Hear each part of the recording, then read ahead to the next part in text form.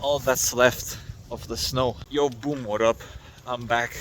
I've been watching some films. I'm gonna tell you about them.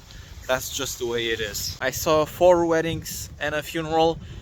I didn't like it. It's not what I believe a romance film should be. I mean, it is what it is, right? But me, I'm a fan of romance stories where the actions of the characters have deep consequences. Then I watched The Young Girls of Rochefort.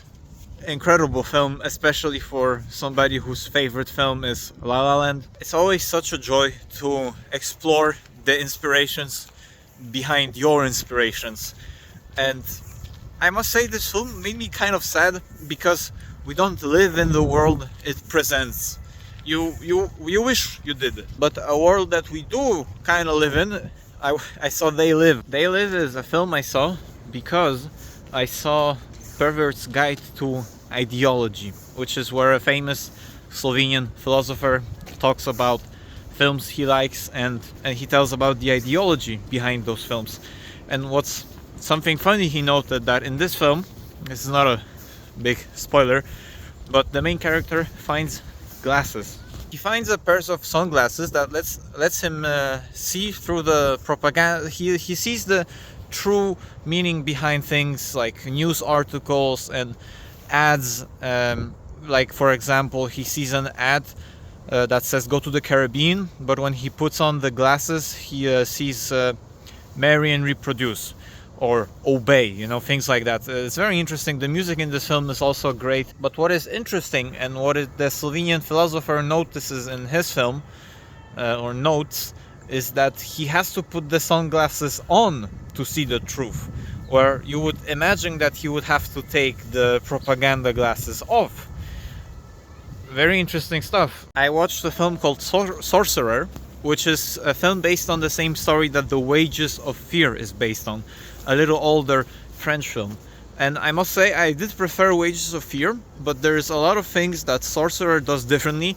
Mainly, it was released, I think, 20 years later, if not more. So the effects were much more sophisticated, and there's a great scene in this film that really it was missing in Wages of Fear. But there's a lot of things from Wages of Fear, like storytelling, that is missing in Sorcerer. So I watched Wild Strawberries, a Bergman film. It's a beautiful story that even I could relate to, which is odd because it's a story about an old man who contemplates his own life and the decisions he made. But there's something universal in it, and I think I will gain a lot by rewatching it in 20-30 years, and I think everyone would. And the last film I will tell you about is The Evil Dead, which I saw it at home and during the day, so maybe it wasn't as spooky as it should be, but the practical effects in this film are incredible. It's so well made. It's just the logic of the characters is just pretty funny quite often, but I think it's a very, I don't know, I found that film to be quite inspirational because it's very effective with not a lot.